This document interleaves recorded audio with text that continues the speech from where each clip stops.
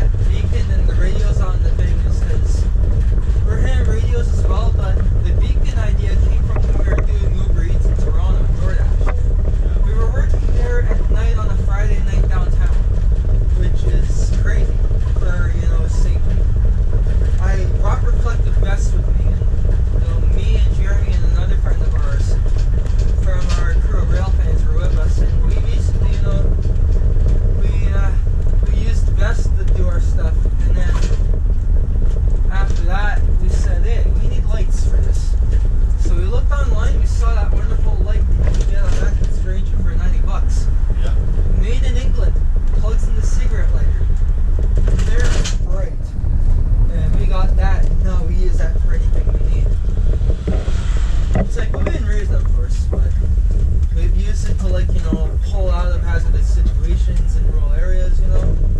They've used it for deliveries, whatever else. We even picked up our friend with it today.